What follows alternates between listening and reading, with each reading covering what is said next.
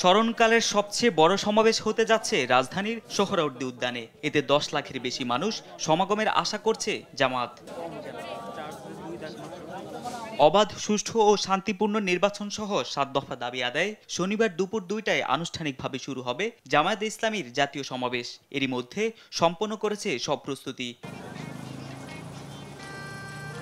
সমাবেশে যোগ দিতে শুক্রবার রাতে সারা দেশ থেকে আসতে শুরু করে নেতাকর্মীরা। অবস্থান নেয় সমাবেশ স্থলে। দলীয় টি-শার্ট আর পতাকা হাতে প্রস্তুত নেতাকর্মীরা। তারা বলছেন, স্মরণকালের সবচেয়ে বড় জমায়েতের অপেক্ষায় রয়েছেন তারা। সেই সঙ্গে 7 দফা দাবি পূরণের আশাও জানান তারা। পুরো সারা বাংলাদেশ থেকে আমরা আশা করতেছি 20 লক্ষের উপরে মানুষ হবে ইনশাল্লাহ। আমাদের আমিরে জামাত আমাদের দিক নির্দেশনা দিবেন ইনশাল্লাহ। সেই নির্দেশনা অনুযায়ী আমাদের জেলা, উপজেলা, গ্রাম, মহল্লায় সব জায়গায় আমরা সেই অনুযায়ী কাজ করবো ইনশাল্লাহ। মহাসমাবেশ হবে বাংলা জামাত ইসলামী, সেটা সফল হোক, সার্থক হোক। বলেন, প্রয়োজনীয় সংস্কার, জুলাই গণহত্যার দৃশ্যমান অগ্রগতি এবং পিআর পদ্ধতিতে নির্বাচন চান তারা। যে 7 দফার মধ্যে আপনারা দেখবেন গণহত্যার বিচার, জুলাই সনদ এবং যারা আমাদের রেমিডেন্স যোদ্ধা 1 কোটির উপরে ভোটার আছে তাদেরকে ভোট প্রয়োগের মাধ্যমে এই সরকার প্রতিষ্ঠিত হবে।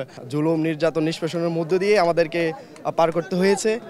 আমরা এরকম সমাবেশ কখনো দেখি নাই এবং কি জামাত ইসলামীকে কখনো সুযোগ দেওয়া হয় নাই। এই ফ্যাসিস্ট সরকার কখনো সুযোগ দেয় নাই। এর আগে সমাবেশের কার্যক্রম পরিদর্শনে শুক্রবার দুপুরে সোহরাওয়ার্দী উদ্যানে আসেন জামায়াতের সেক্রেটারি জেনারেল মিয়া গোলাম পরোয়ার।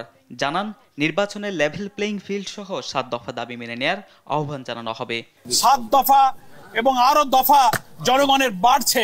এই সমাবেশ যত এগিয়ে আসছে, গণ দাবি তত বৃদ্ধি পাচ্ছে।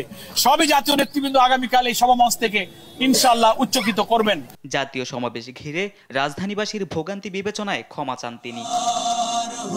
তারেক মাহমুদ সুজন, দেশ টিভি, ঢাকা।